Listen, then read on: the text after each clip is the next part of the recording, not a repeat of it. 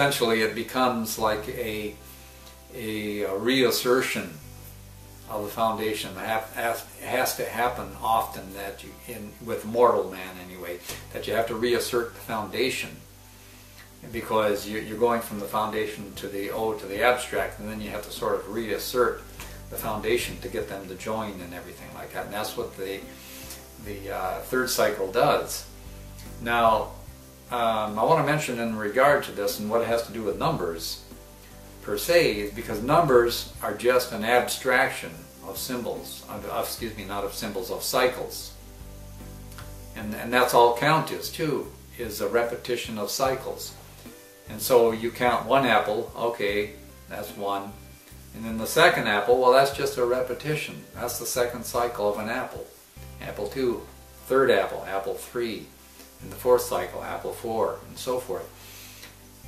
Or days, you can go by days. Well, that was one day the sun came around. 2 days it came around. So that's all dealing with cycles. And what numbers are, then they, at some point man abstracted and said, well, okay, you know, I've got 1 apple, 2 apple, 3 apple, 4 apple, 5 apple, and I can see a connection there, or he was shown the connection initially by inspired with it through Jehovah's angels. Those 5 things with 5 mouths to feed, right? There's 5 people in my family.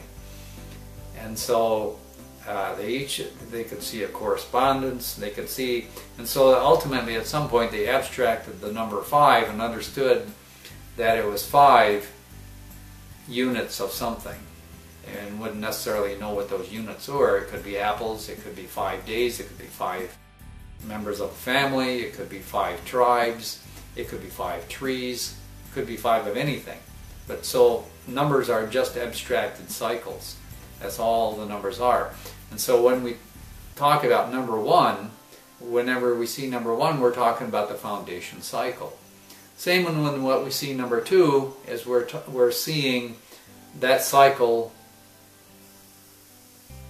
recurring, that foundation recurring, except at a higher level, the O level, and so forth. And the third one is like the third cycle. Number 3 is the third cycle. Number 4 is and so that's the connection between numbers and cycles, and how we can work from the abstract numbers to cycles, but we can also work from cycles to the abstract numbers, because they're essentially the same thing. One is with units and the other is without units. It's just an abstract unit that it's working with, or an unspoken unit. When we get to the next one, explanation, the next condition of the universe, of creation, the next cycle, we should say, is the Isak, is what it's called in Oahspe. Now the third combination was called Esk, and that was with the sky and the foundation. But now the fourth one, okay, that's called Cosmos, is the word that we use today, Isak. We could still use that, it still has that soul vibration. But how do we get there? What does it mean? Essentially, the fourth cycle represents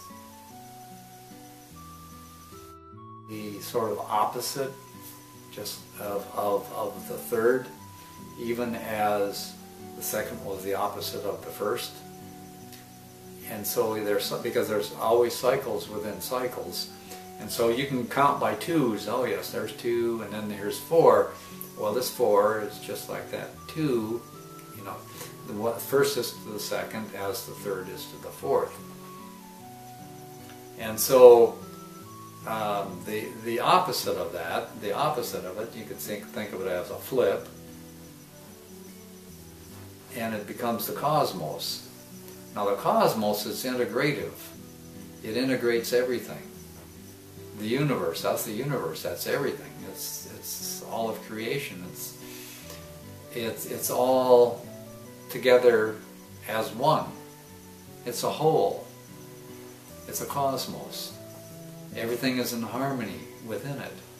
If it's one with Jehovah and Jehovah's body, his body being corporea, his physical body being all corporea everywhere. And he has a spiritual body, all spirit everywhere, all atmospheria. And he has a soul body, an etherian body, just like we have all those things, because we're like the end product of him. We're like this spark that came from him, and we're like, we have a little bit of him within us. And I won't go through all the talk that I've gone through before in other presentations talking about the Great Spirit here, but essentially what we're saying here is that when we're talking about cosmos, we're not talking just about the physical cosmos. Yes, the physical cosmos for the mortal man, for the corporeal mind, it consists of all the corporeal things that you see. But even there, man knows that there's some unseen things that are a part of the cosmos. He knows that thoughts are not seen, but they're a part of this cosmos, part of this living that we're doing. So is sound, so is light, and wind. So, but in the cosmos integrates all this into a whole. See, well, now, what do we do as a project? If we've made a project as our foundation, whatever project it is that we're doing, and we get to the fourth cycle of the fourth stage, or the fourth step, or the fourth phase, however you'd like to call it, but each project goes through these. When we get to the fourth cycle, the fourth stage, the fourth step, the fourth phase, that's where everything gets integrated into a whole, and it becomes, and we try to keep it harmonious.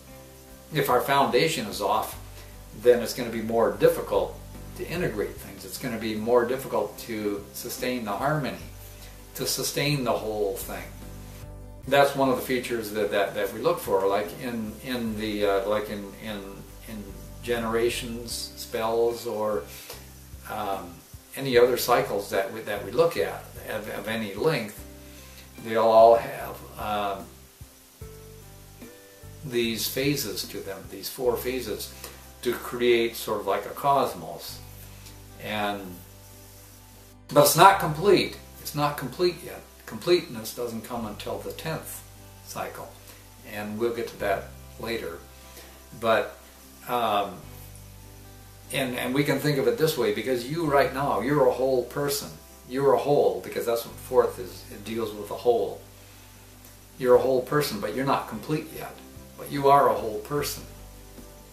See, so that's the difference between wholeness and completeness. And so you try to keep it whole, you try to keep it together, harmonious and all that, with regard to this fourth phase, this fourth cycle. And because man is faulty on his foundation, what normally happens during the fourth phase is he can't hold it all together.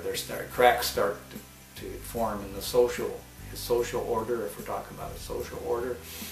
Or if we're talking about a project, his cracks start appearing in his project, it starts falling apart, and he starts losing control of it. And so he has to really, scramble. And so the thing we have to remember about these cycles too is, even though they're conditions, that, and I'm giving forth the higher conditions here, there's also, a person can respond to that negatively, can respond in the way of the beast, so that in the foundation, instead of coming forth in love, one goes forth in the beast. One can go forth with anger, with hatred, in darkness, and ignorance, and selfishness, in war, all these things. You see, and that type of foundation is like the antithesis of love. And so The same with wisdom. A person doesn't have to be wise when they're abstracting. They could be foolish. You know, and the same with power. They instead of being potent and ability to accomplish, they could be fall victim to Belial, the worthlessness tract. So instead of being harmonious, it could be extremely inharmonious. And instead of being integrative, it could be disintegrative. And so toward the end of a social period, this often happens, that all these cracks start appearing, and it gets more difficult to hold everything together. Well, where do you go after the fourth one? Well, the fourth one, actually, essentially you get a new foundation. You're starting over again, but not quite starting over again. You don't need to go through all that again, but the going forth was the outer manifestation, the outer foundation. Well, the fifth is the vertical, the iao, the upright, and that actually represents the spiritual foundation, or the unseen foundation. And so now it becomes time for man to work on the unseen, whereas over here it was with that which was outwardly manifested.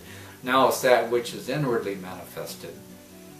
And so what will happen is with the cosmos, as far as the social order goes, we can say, for example, that whether we have you either have revolution, or you have renaissance, or you have a coup d'etat.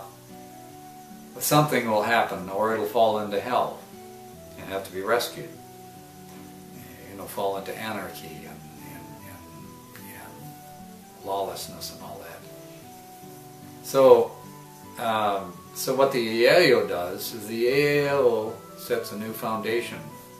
I like to call it the elevator sometimes, because at the iao, it says in Oahspe, the downward forever, the upward forever. So there's no theoretical limit as we rise and descend, but there is a practical limit. We can only rise so far or fall so low before something will happen and it will change, and that's sort of represented, I suppose, one could say, by the circle surrounding it, that it encompasses it like a womb.